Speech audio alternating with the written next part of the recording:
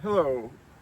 Today I'm in Utah, and I've had the opportunity to drive the Grenadier, the INEOS Grenadier. It's a brand that I'd never actually heard of before, but I was very curious about.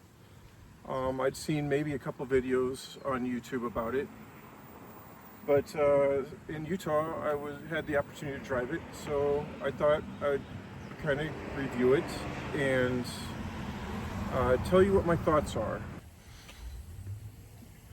When you look at the Grenadier, I think it resembles a Land Rover Defender, like an old school safari vehicle.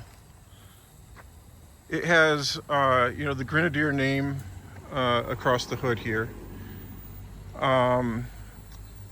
It's manufactured in France, which you can see from the sticker that they put on here, right here in Hambach, France.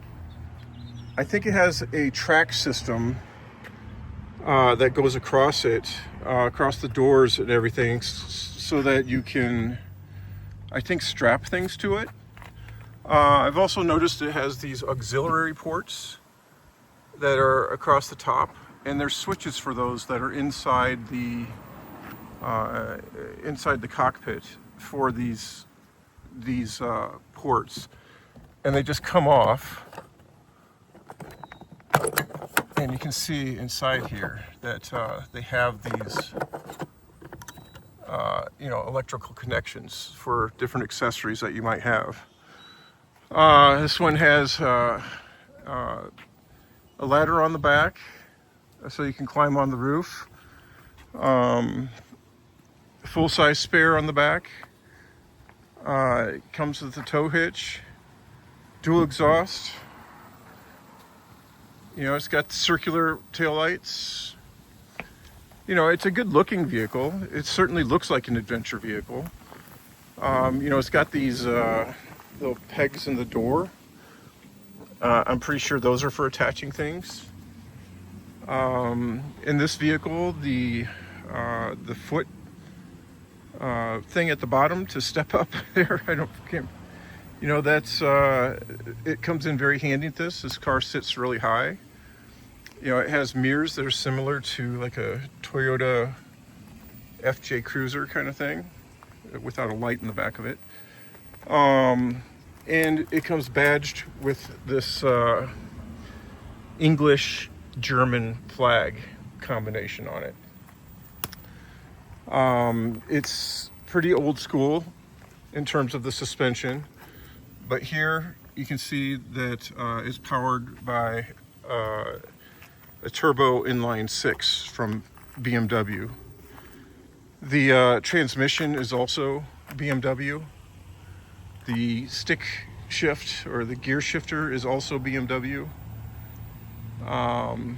Also, when you look up towards the top, you can see those windows there, and those windows are just, they just open and close with a little handle on the inside. I think this is the base model. I'm not 100% sure, but they cost around $80,000. The headlights have this halo, and inside there you can see, they badge it with the Grenadier. So one of the things that you notice right away when you go to open the door, it has this old style push button to open the door. And when you open the door, it's very Jeep-esque, and it's a pretty heavy door, and they're very hard to close. And when you look at the hinges on the door that are mounted on the outside, it's very much like a Jeep. So when you go to close the door, you have to give it a good slam. As I said, I think this is the base model. I don't really know for sure, but the seat controls are all manual. Steering wheel is manual, and a manual adjust. And when you look up into the inside, you can see the little windows on the top that vent. And it's done with these little handles right here to push it up and down.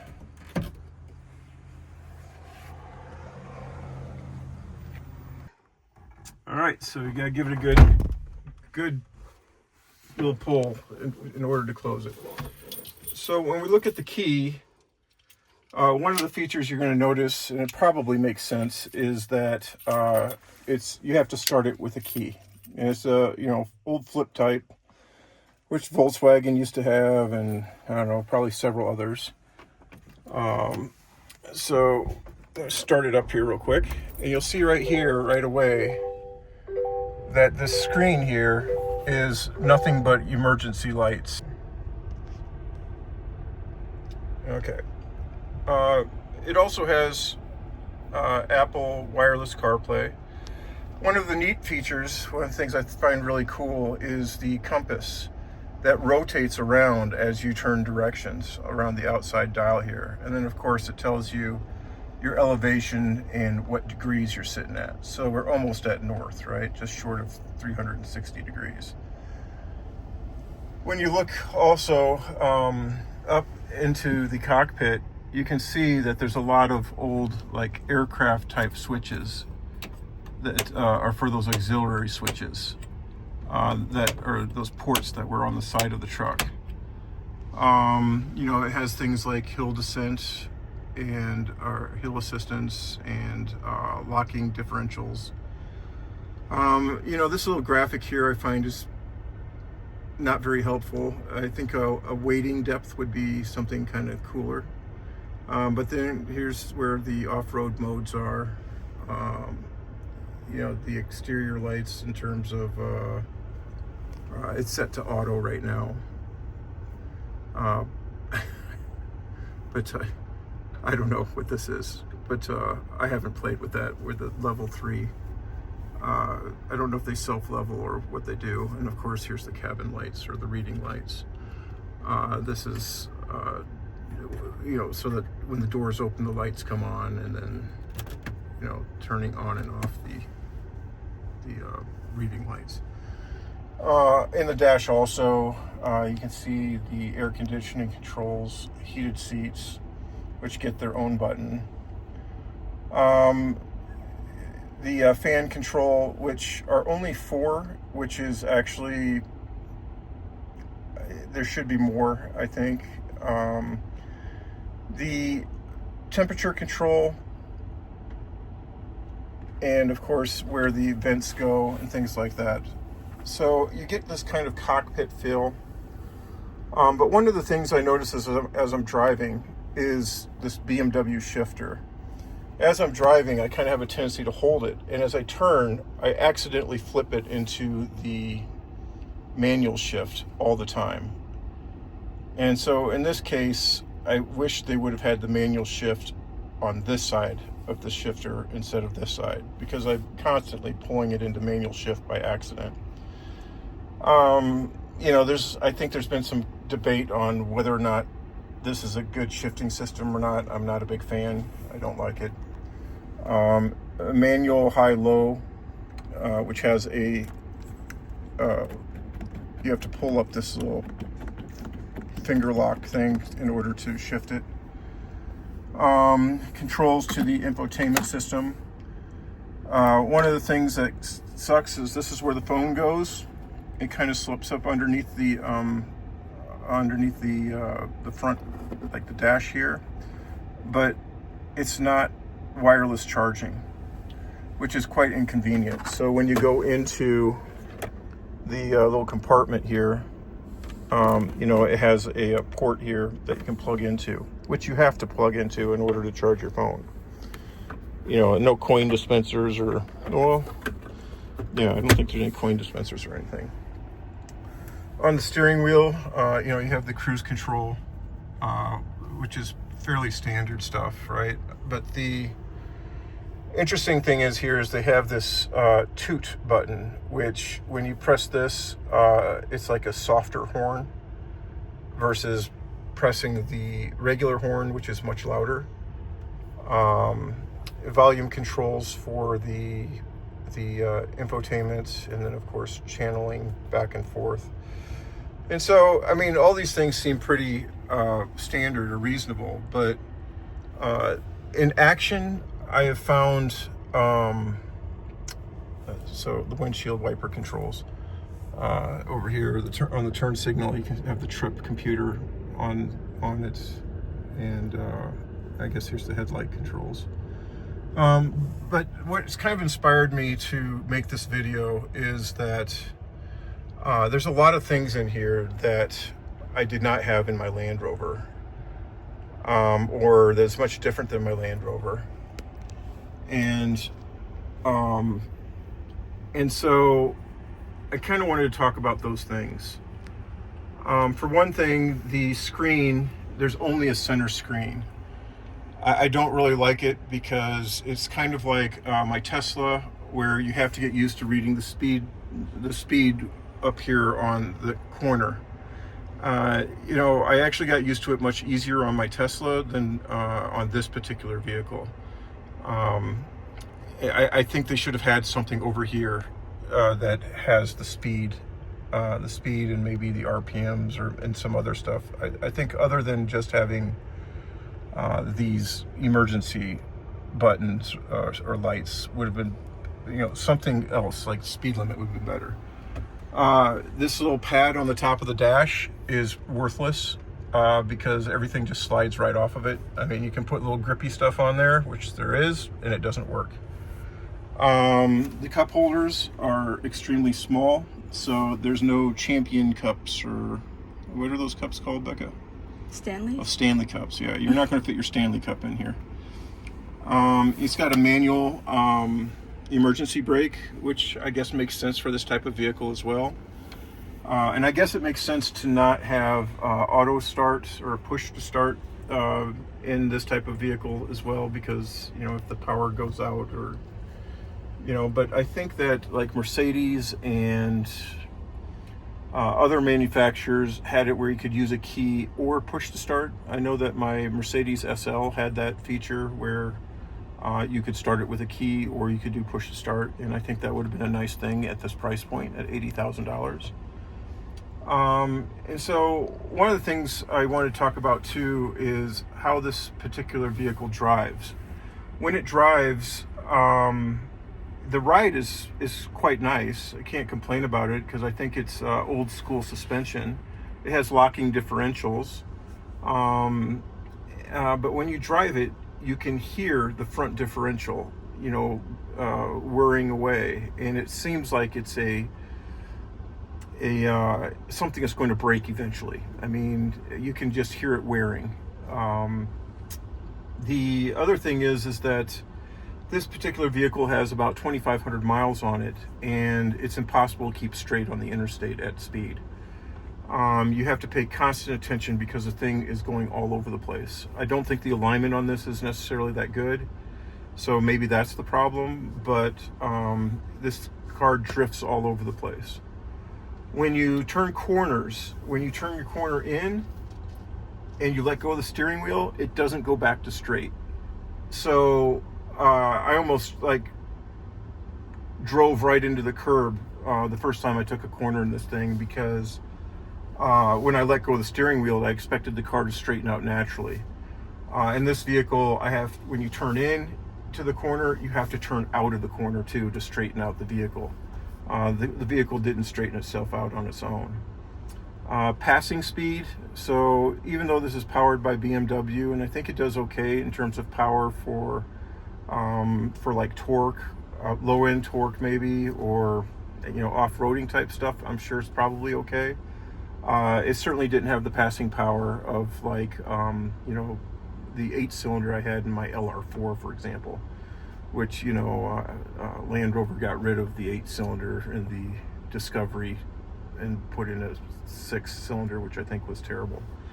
And so another thing is when you look over here at the windows, the windows don't have auto up and auto down. And so that's something that I had to try to get used to also, because I'm just used to one-touch windows. I'm sorry. Maybe I'm getting spoiled, and I know these are first world problems, but I mean, this is still an $80,000 vehicle. Also, I've been running the air conditioner, the temperature has been fairly mild, which is nice, but the sun is very hot here in Utah, and I try to use the auto all the time. So if I turn this to off, and then I hit the auto, the fan will come on and just work automatically. And this system has been absolutely terrible.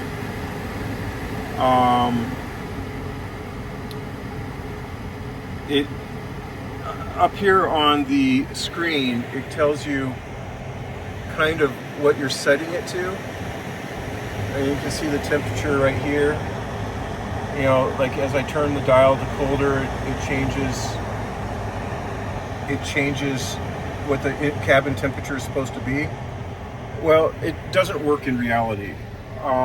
So for the first 4 days I've been driving the vehicle, I would have to turn it to all the way to cold to get any cold air out of it. But the last day and a half or so I've been using it, it's been much better.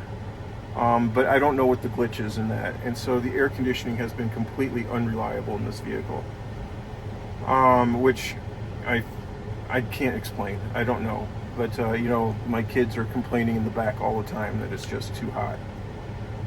It does have vents in the back that are supposed to blow, but I've had to turn it to all the way to the cold, and then it would start cooling down, but one notch above cold, there was no cold air. The heated seats work great, but also one of the complaints I have when driving this vehicle is the obstruction that the headliner has here. So the windshield's very vertical, but if I'm trying to drive and I want to take a look at the mountains, I cannot see any mountains as I drive. My view is this.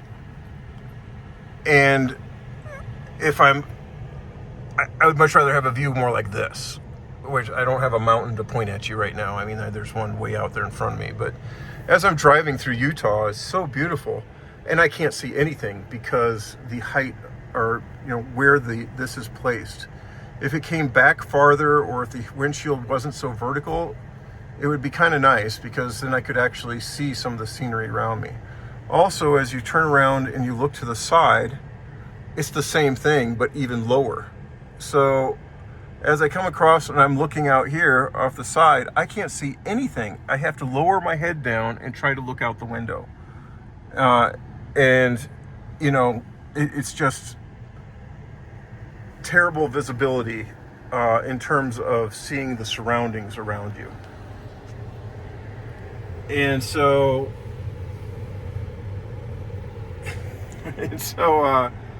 I found that to be, I just never expected it to be a problem, and it is, especially here when I wanted to see the beauty around me. This is supposed to be an off-road vehicle, and I just feel like the visibility should be much better somehow. In the old Discoveries, they would have windows like up here in the corners so that you could kind of see out. So they tried to solve that problem, but those were always in the back, of course. So I guess, I don't know. I don't ever sit in the back seat. So that's kind of my thoughts on it. I haven't taken it off-roading. I'm sure it does fine off-roading. There's plenty of grab handles, for the passenger, up on the A-pillar, up here above the door, and of course, right here. And so, the passenger has all kinds of places to keep themselves from getting thrown out of the vehicle, I guess. But so anyway, those are my thoughts. I just think if you're in the market for an off-road vehicle, I think the Land Rover,